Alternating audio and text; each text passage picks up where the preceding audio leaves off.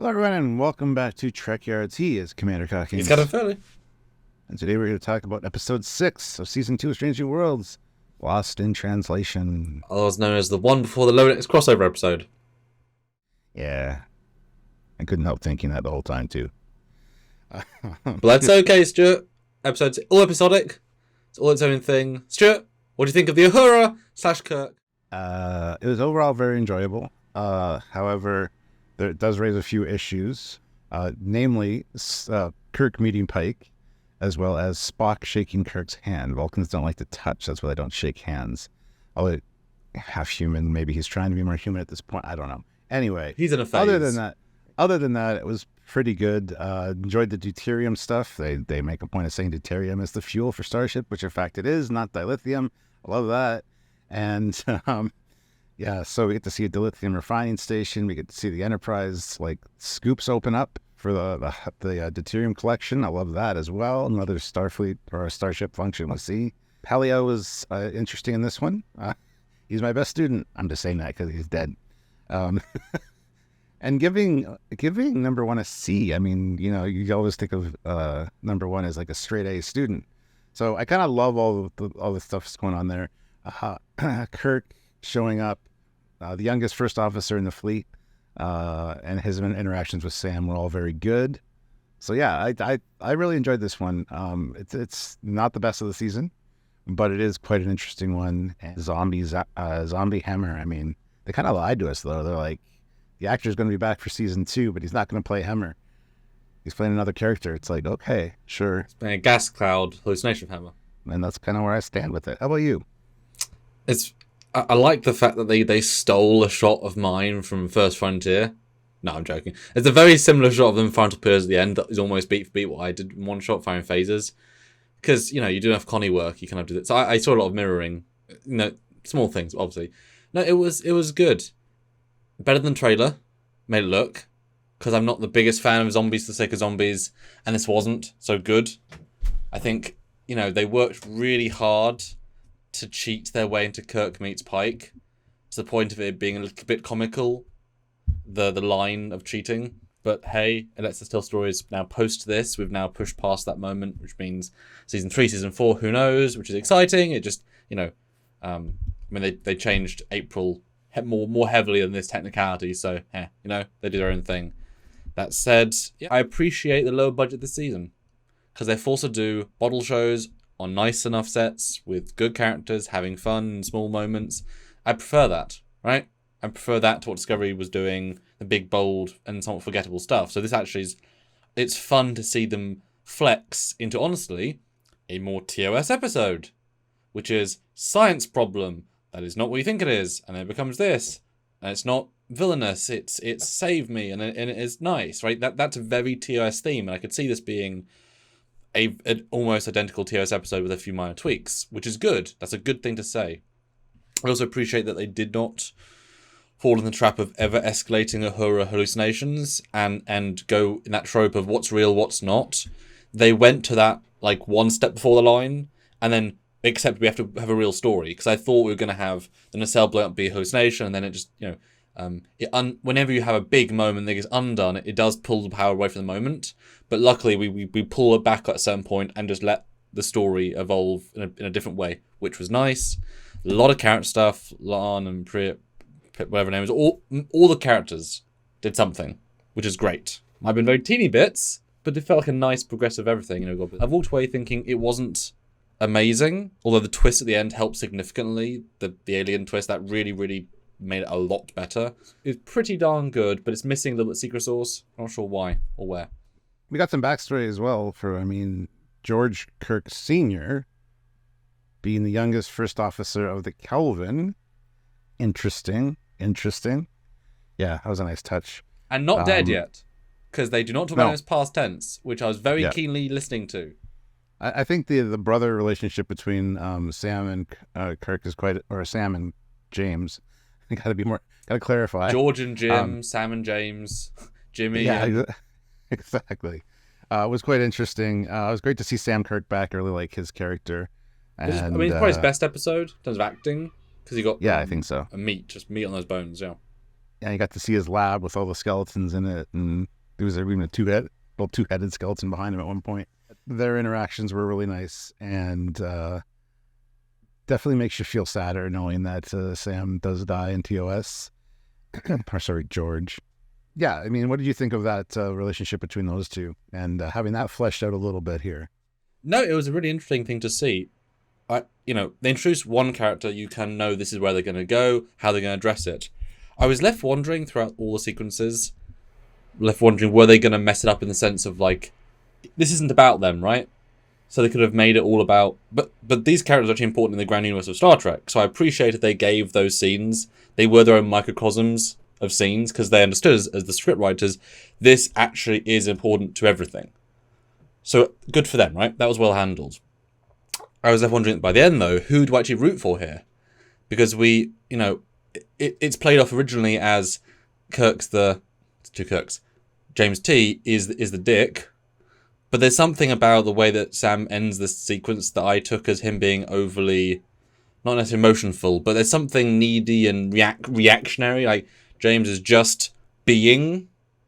He might not be attentive, but he's just being. It's Sam who's reacting negatively and therefore causing problems. So it was an interesting dynamic. I thought James T did a good job not being a dick. There's very much that jealousy aspect of, like, you're showing me up to our dad. But was he trying to? Like, was it actively? He said, yeah, I mean, I pushed hard to get this position because, I wanted to. You're the one that has dad's name. You have George Kirk Jr. You don't want to use it. But, I kind of love the little back and forth between the two of them. It's very, very sibling-like. So, I mean, it worked. It worked 100%. But what was Jim the bad guy? Or was neither the bad guy and both good guy and bad guy in different ways?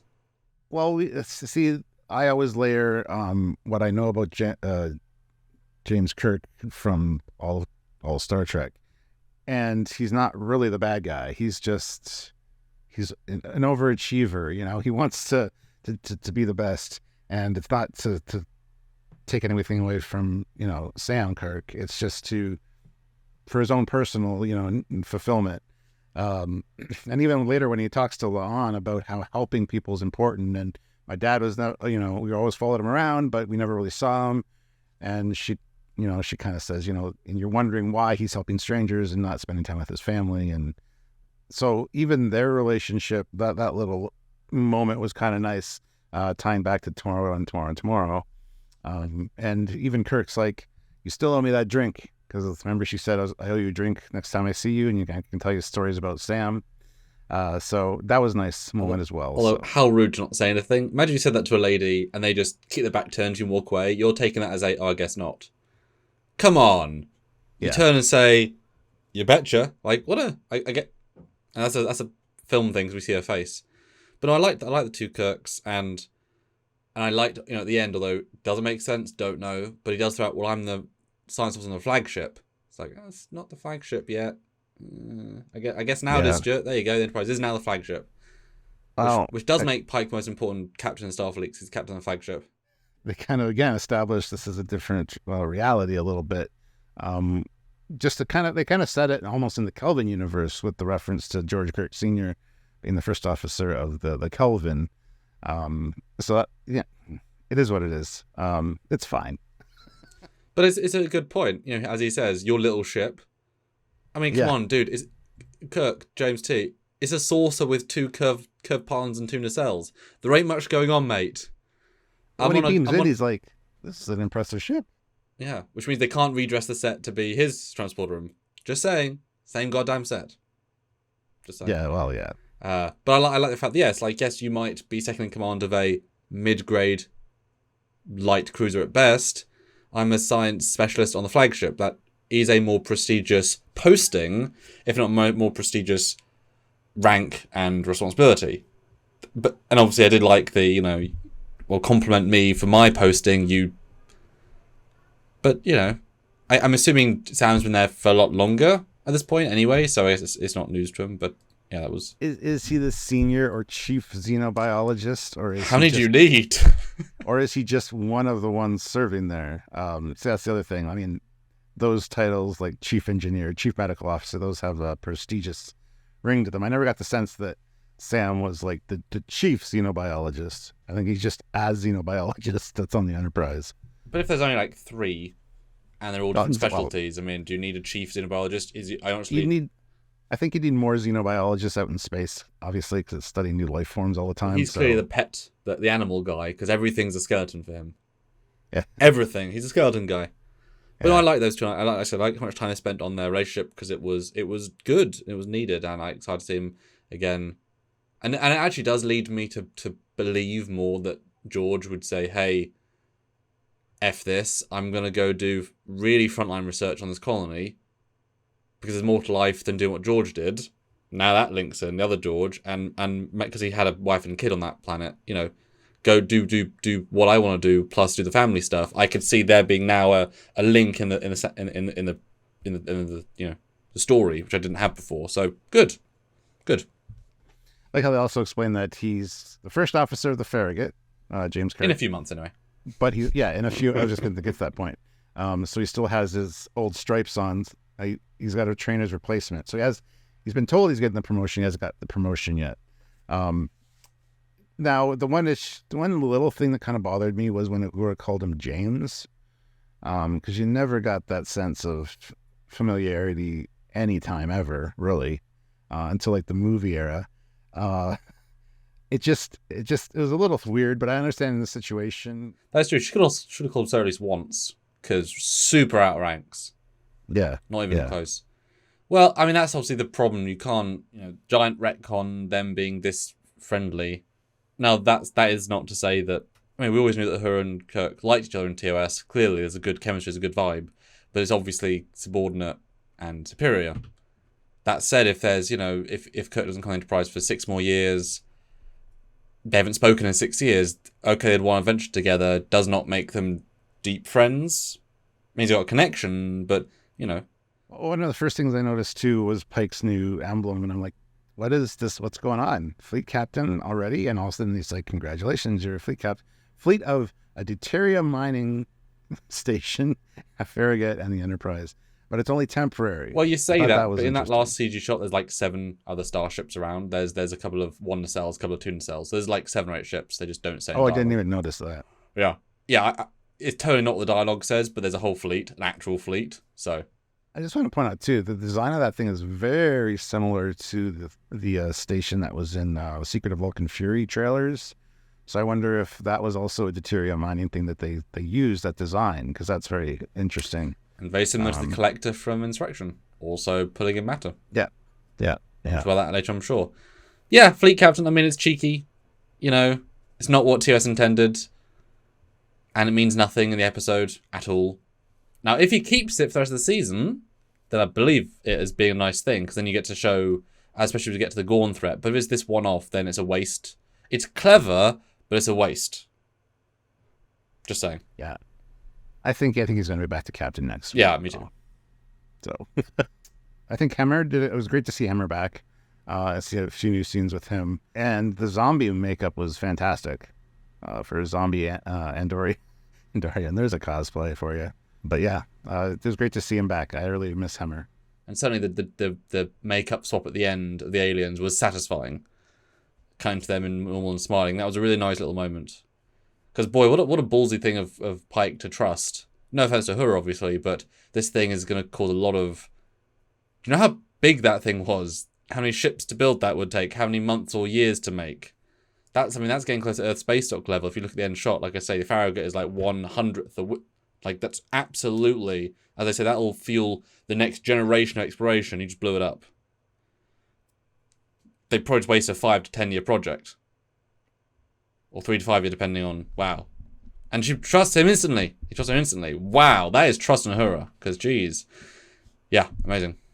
Another cheeky reference to the Gorn becoming a threat as well. We're getting to that. It's at the beginning. They're talking about the deuterium and where it is, the stellar nursery, and how it's near Gorn space. And Spock says it might be because of the buildup, and Pike's like, yeah. They are referencing that a little bit. It's a good jumping off point for ships in this quadrant to open up the quadrant a bit more. So they did mention that kind of stuff. And then later at the end, they're like, Starfleet can build a gas station somewhere else. Just kind of like, I would hate to be in that conversation with the admiral. We promoted you to fleet captain for this, and you blew up but there's a good reason. And how many times have we seen in Star Trek this weird, you're killing something without realizing it, and they're trying to communicate with you.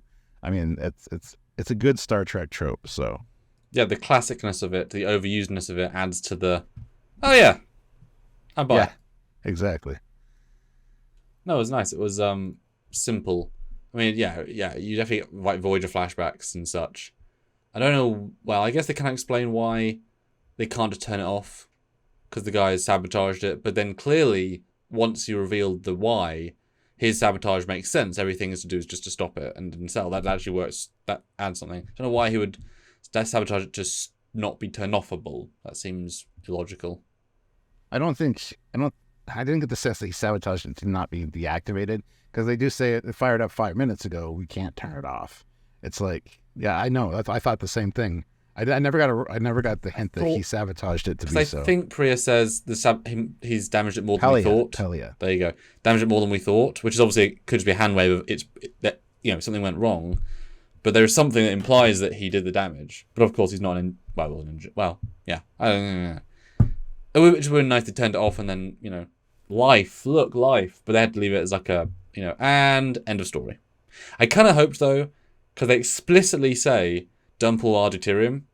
I really wanted a scene later, right at the end, where Pike says, and also call Starfleet, we need some fuel, because we're going to be stuck here for a couple of weeks. That would have been so fun. That's exactly what I thought too. Especially if they're actually at the outer edge. It would be nice if they'd said it'll take 3 weeks for enough fuel to get here. That would have been so nice. And then they could have said, well, I guess we have time to meet these aliens. Like, you don't just dump all your fuel and then go to warp. And certainly not the distance that they need to go anywhere useful. And that could be a really amazing shot, see these 9 Starfleet ships, like, in a little convoy, like, right, we're stuck for 2 weeks. Next episode, oh no, the Gorn are close. Well, damn, we've only got enough deuterium for 2 warp jumps. It's BSG all of a sudden. This final fleet to fight that could have been, a really nice lead-in. But obviously next week is Lower Decks, so don't do that. I want my Lower Decks. It would have been cool to see, like, deuterium tankers coming in escorted by 1 or 2 starships. Yeah. Oh, Ptolemy. At the end. Yeah. Ptolemy class would be awesome. Especially as you could argue they were, there to take fuel away and they were half full already. I don't know. Something got moved there. Other than that, I mean, there's not a whole lot to talk about with the episode. There's a lot of interpersonal stuff. And I think even Mbanga did really well. The only one that had the least amount of stuff was Ortegas. Again. But, yep. Yeah. Everybody else kind of got a good chunk. Even Chapel and Spock at the beginning there. Yeah, they addressed straight away. Schrodinger's relationship. Now, what did you think about the first meeting of Spock and Kirk? Like, the thing that bothered me was the handshake, because we've established in TOS that Vulcans don't like to touch. That's why they do this. Because they are telepathic, like touch telepaths. So shaking hands is uncomfortable. But I understand it's establishing that Kirk and Spock thing, Well, yeah, I mean, going minimal was a better way of going giant. Just, and then bonding over not liking the brother is a smart way of, if you're going to go one way, okay, that sets them on a playing field of know each other. Okay, I get that. I think that it only works, a handshake, because currently Spock is emotion overload, and he's broken his Vulcan oath, like conceptually, to go with Chapel. So he's in a really weird state, and I'm sure he's touching Chapel, so I'm sure he's not minding touch right now in the same way he would have. And I'm sure that in seasons 3, 4, 5, whatever, we will see the rejection of that stuff by Spock, and then he'll pull back into Nimoy, and then you won't get that stuff. So it works just. Yeah, I think Kirk would know better than to put out his hand to shake a Vulcan's hand, though. I wish Kirk would have done this and Spock put out his hand. Oh, that would have been nice. Because that would have been better, because he would know, being in Starfleet, that this is the way to do that. That is genius. It's just a small little thing, but... No, that's brilliant. That would have been better. So, guys, comment down below if we missed anything you want to talk about in the comment section. Please do so. Don't forget to hit that like button and subscribe to the channel. Click the notification bell icon to all so you don't miss any of the content edited or live. And we want to see you guys again, so make sure you come by. And while you've swung by at low warp, don't want to waste deuterium, you can click the join button. It's monthly donation to this channel. It helps us do what we do, keep doing, and do it more, bigger, and better. Or Patreon, same thing, but on a website called Patreon. shocker, or one-time donations on Super Chat during live Super Thanks on any video, including this one, or PayPal. Trekyards@hotmail.com is the address. And just, the free thing. Watch, like, subscribe, comment. Those things help the algorithm. They do actually help. So thank you in advance. That's right. So enjoy the fleet video. Trust me, all of our ships are full of deuterium. And check for your name if you're joint members. So until next time, he is Commander Cockings. He's Captain Foley. Bye, everybody.